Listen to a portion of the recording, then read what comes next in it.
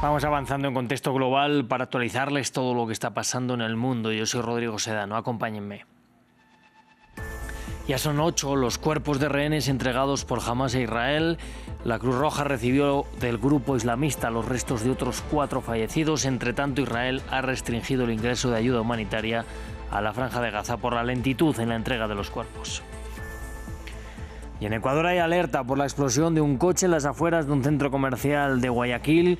Por el momento se registra un muerto y 2 heridos y el ministro del Interior, John Reinberg, confirmó que se trata de un acto terrorista. Y Perú tiene nuevo gobierno después del remezón político por la destitución de la presidenta Dina Boluarte. El ahora mandatario José Gerí tomó juramento de los ministros y prometió que el nuevo gabinete representará de manera amplia a la sociedad. Tendremos los detalles desde Lima.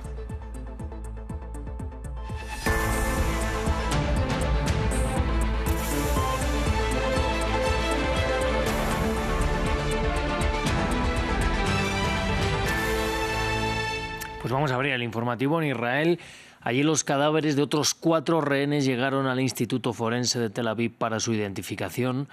Con esta segunda entrega suman ya 8 los restos mortales de rehenes entregados por Hamás en el marco del acuerdo de Donald Trump. Israel, sin embargo, reclama lentitud en el proceso y este martes cortó la mitad de la entrada de la ayuda humanitaria y pospuso la apertura del cruce de Rafah como medidas de presión. Nos lo cuenta Jesús Yajure. Hamás entrega otros 4 cuerpos de rehenes a la Cruz Roja, que los transfirió a Israel para su identificación. Hasta ahora, el grupo ha devuelto los restos de 8 rehenes, faltando al menos 20 cadáveres. Israel protesta la lentitud en la liberación de los cuerpos y presiona.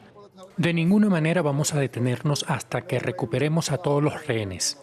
El Foro de Familias de los Rehenes, que ha denunciado la violación del acuerdo que puso fin a la guerra, pide hacer todo lo posible para que no falte ninguno. Ahora mismo hay una violación del acuerdo y exigimos al gobierno israelí y a todos los involucrados, especialmente a Estados Unidos y a los países árabes que respaldan este acuerdo, que tomen medidas. Kogat, la agencia militar israelí, anunció que posponía la apertura del paso de Rafah, en la frontera con Egipto. También redujo a la mitad la entrada de camiones con ayuda humanitaria a la Franja de Gaza. Solo se permitió la entrada de 300 camiones en lugar de 600, como indica el acuerdo. Hemos recibido esta comunicación de las autoridades israelíes y, por supuesto, seguimos alentando a las partes a que cumplan con los acuerdos establecidos en los parámetros de alto el fuego. Y, sin duda, esperamos que se entreguen los cuerpos de los rehenes y que el alto el fuego se siga aplicando. En cuanto a los cruces, podemos confirmar que hoy se cerraron, pero seguimos recogiendo ayuda porque no todos los días, cuando llegan cosas, se recoge todo de inmediato.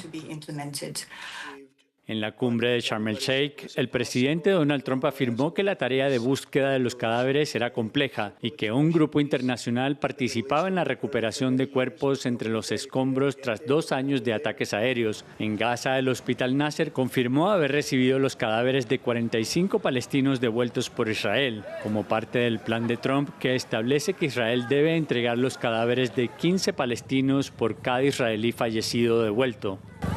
Y en medio de todo el proceso, el instigador de este intercambio, el presidente Donald Trump, ha vuelto a lanzar una advertencia Hamás. El magnate ha dicho que han recibido un compromiso de cumplir con el desarme, pero que si no llegara a pasar, les obligarán a hacerlo incluso con violencia.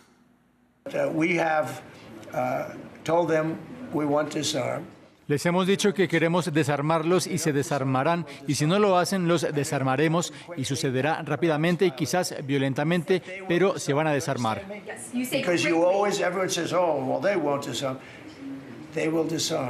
Vamos a Francia. El primer ministro Sébastien Lecornu jugó sus cartas para que esta vez el gobierno supere la presión de la Asamblea Nacional.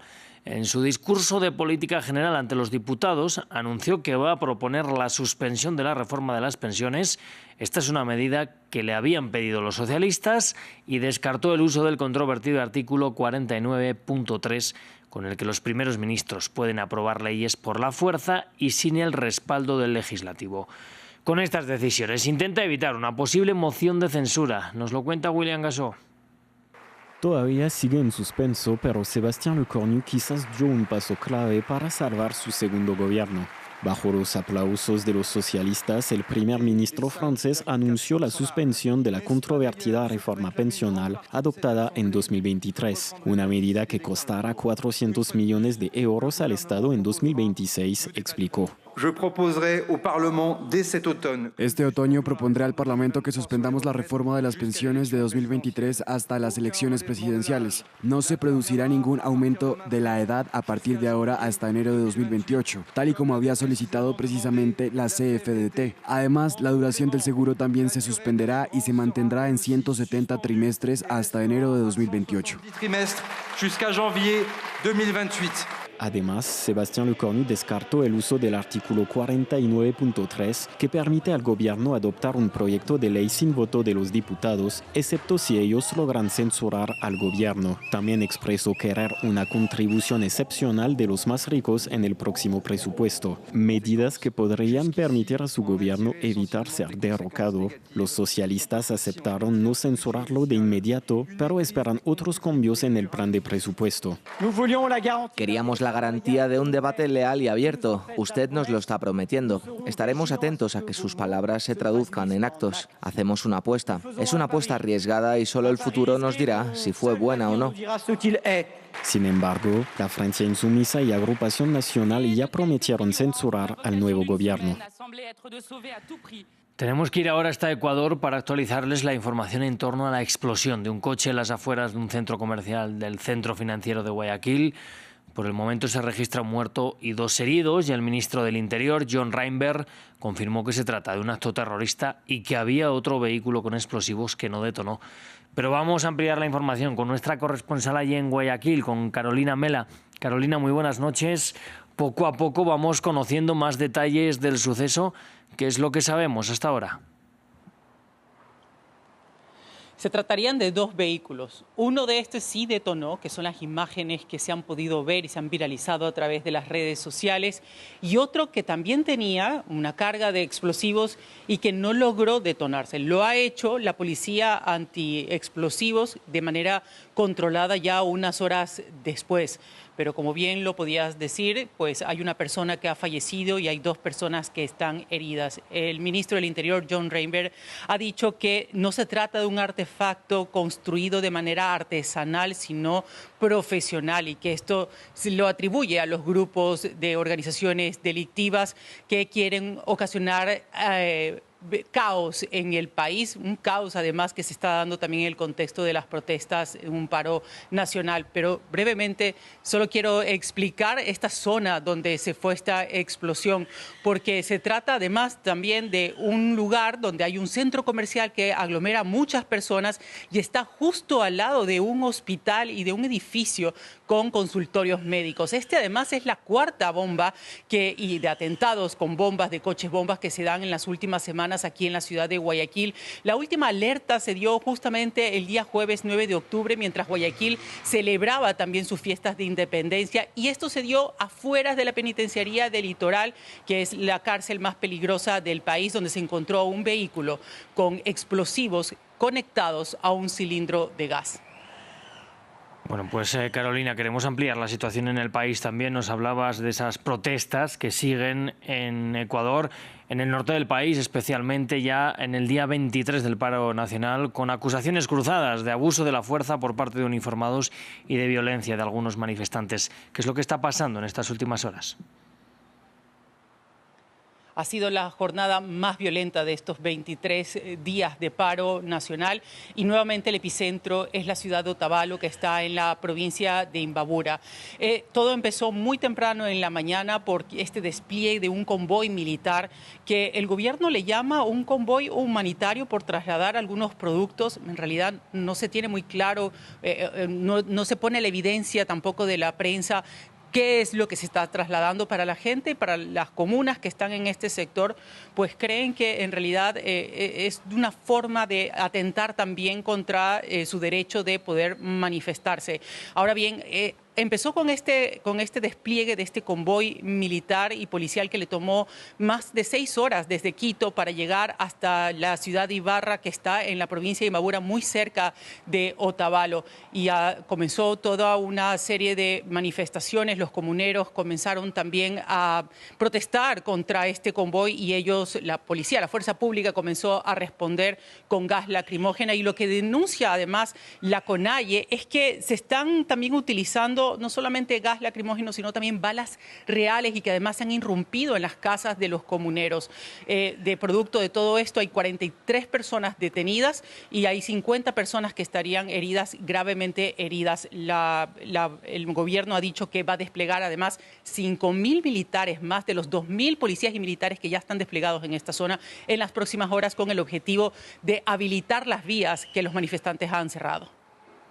Bueno, pues Carolina Mela, muchas gracias por este reporte. Desde Guayaquil vamos a seguir actualizando todo lo que sepamos sobre ese carro bomba que ha explosionado allí, en la ciudad ecuatoriana. Nos vamos de momento a Colombia, porque se acerca la sentencia en segunda instancia para el expresidente Álvaro Uribe.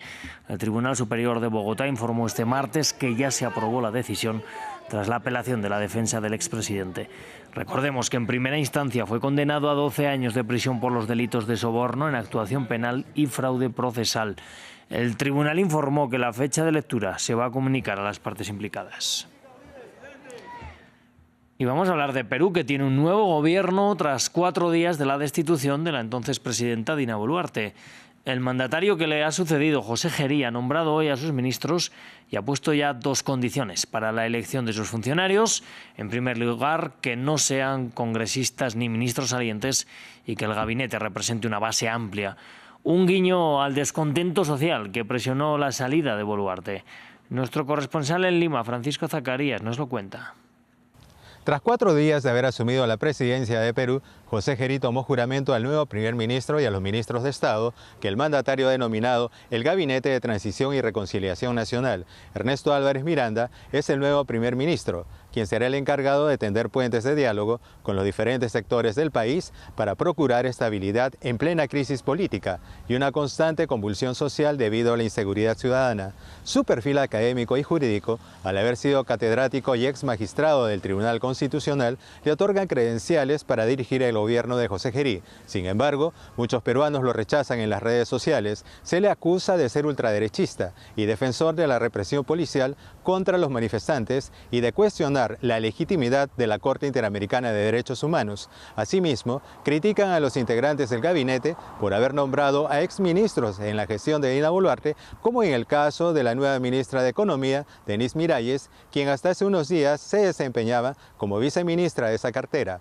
También se cuestiona que muchos de los hoy ministros se desempeñaron como altos funcionarios de gobierno durante el mandato de la expresidenta Boluarte. En 30 días, el primer ministro Ernesto Álvarez tendrá que presentarse junto a los ministros en el Congreso para mostrar su plan de gobierno y solicitar el voto de confianza. En el Parlamento las posiciones son divididas. Por lo pronto, algunos legisladores de izquierda han adelantado que le negarán la investidura. Y vamos hasta Bolivia. Mientras se acerca la segunda vuelta presidencial del domingo, un tema podría pesar especialmente en el voto de los electores, es la hoja de coca. La violencia vinculada con el narcotráfico ha aumentado en el país andino y el candidato conservador Jorge Tuto Quiroga ha prometido luchar contra ello. En especial quiere erradicar los cultivos de coca de la provincia de Chapare que se destinan a la producción de cocaína, según explicó. Nos lo cuenta William Gasso. La coca pesa en el debate presidencial en Bolivia. Jorge Tuto Quiroga tiene la provincia central de El Chapare en su mirada. Según el candidato conservador, los cultivos de hoja de coca en esta región se destinan a la producción de cocaína. El país andino es el tercer productor mundial del alcaloide y Quiroga prometió combatir el narcotráfico. El problema de la cocaína que se produce en Chapare es que se va al Brasil y del Brasil se va a Europa. Esa es la cadena.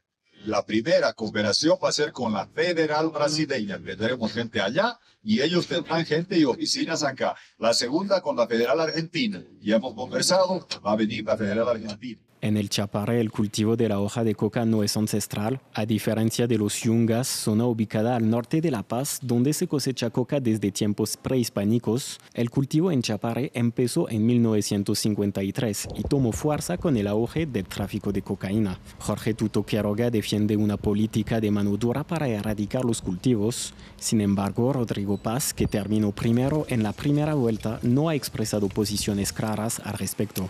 Dijo que Bolivia necesita colaboración internacional para combatir el narcotráfico, pero su fórmula vicepresidencial aseguró que se respetará la producción de coca en el Chapare. Y es que el Chapare no es cualquier provincia, se trata del fortín político del expresidente Evo Morales y ambos candidatos intentan seducir a sus electores antes de la segunda vuelta del domingo.